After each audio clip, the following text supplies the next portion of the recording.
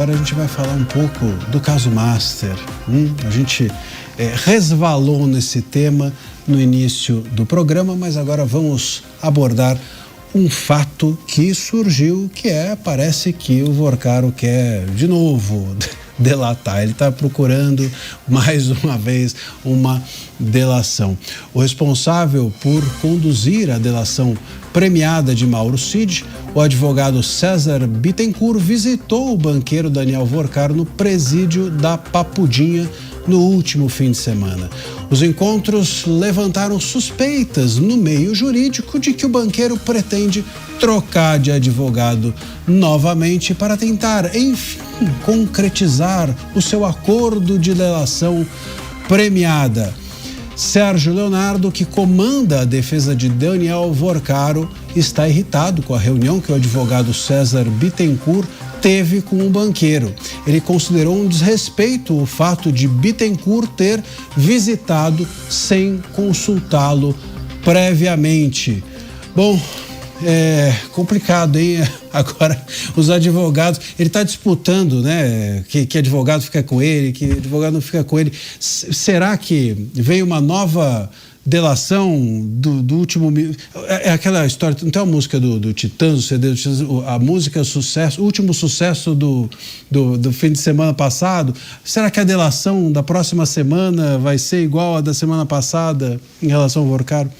Essa parece um pouco o comentário que nós fizemos na pauta anterior, né? Que a gente falou, será que era brincadeira ou é verdade? Porque o que ele está fazendo é brincar de delação, né? Que precisa ser autorizada, né? E pelo próprio juiz, homologada pelo próprio juiz. Mas a verdade é que quanto mais o tempo passa, eu venho falando isso aqui há algum tempo, se todas essas mensagens que vêm sendo divulgadas, e nomes, e tratativas, e contratos, e etc., tudo vem sendo divulgado, cada vez mais o valor marginal da delação, ela cai. Porque o que mais ele pode delatar se de fato já está tudo explícito em mensagens que vão sendo divulgadas, né? Então a situação dele não é fácil, mas de novo, dá para ser levado como piada. Ele está brincando com a justiça brasileira que infelizmente permite, né? Mota, queria te ouvir. Depois eu vou dizer o que eu penso dessa história, mas eu queria te ouvir antes. Eu e muita gente tem dificuldade de entender esse processo de delação. Eu tenho dificuldade de entender especialmente a negociação da delação. Ou seja, você é uma pessoa que tudo indica cometeu uma série de crimes e aí você vai negociar quais desses crimes você confessa, e tem essa história da pressão para que o banqueiro delate algumas pessoas. E aí é a escolha dele, delatar ou não. Então, eu tenho dificuldade com esse processo todo.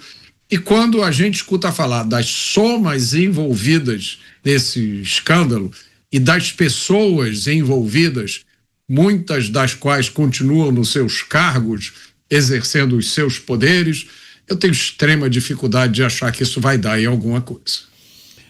Olha, e como eu prometi, deixa eu colocar aqui o que eu penso sobre isso, porque a gente já assistiu essa história do Vorcaro, mas há muito tempo. Ele vai procurar um advogado e aí ele renova, aí ele coloca no advogado a novidade. Com esse advogado, agora eu vou. Sabe?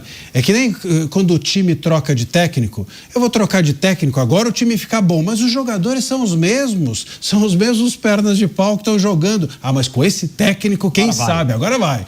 E não vai, claro que não vai, porque tanto no campo os jogadores é que comandam o bom futebol. A mesma coisa acontece aqui em relação ao Vorcaro. Ele troca advogado, mas continua sem vontade de falar. E o princípio básico de toda e qualquer delação é a voluntariedade. A delação, ela nasce aí. O que é a voluntariedade? É a pessoa querer voluntariamente falar. E ele não quer falar. Nem ele quer falar, nem o ex-presidente do BRB quer falar, nem o cunhado dele quer falar. Ninguém do topo do caso Master quer falar. E por que eles não querem falar? Eles não querem falar, muito provavelmente porque eles acreditam que se houver uma mudança de cenário político em relação ao caso Master, eles sejam favorecidos. Eles apostam no futuro futuro, não é? Então, talvez essa seja a aposta do topo dos investigados do caso Master. E aí, tem uma notícia... Talvez, desculpa te interromper, mas talvez seja por isso que essa pauta de hoje, de ontem, nós comentamos que está sendo prorrogada para as eleições, né? Os 90 dias da prisão. Ontem nós falamos de uma aprovação no Legislativo que vai ser decidida depois das eleições. Sim, talvez eles pensem, essa seja a conta. As eleições, eu acho que para os investigados do caso Master, podem funcionar como uma cortina de fumaça. Não pelas eleições em si, mas porque, vamos falar agora de eleições, vão esquecer. Tanto que a gente agora só falou de caso Master porque aparecem outros assuntos antes dele, até mês passado era só Master. Então, o caso Master entra num território de esquecimento, talvez eles contem com isso e acreditem ser salvos pelo esquecimento, que a gente estava falando aqui, né? O esquecimento é também uma arma política relevante num país como o nosso, com tanta ignorância. E convenhamos, é bem normal no Brasil acontecer esse esquecimento. Né? Normal e ruim, e péssimo. Lógico. No momento em que aparecer o próximo escândalo, o Master vai ser esquecido. Como o escândalo do INSS foi esquecido, Sim. A não ser por essa manchete que a gente deu hoje, quem mais fala do escândalo do INSS?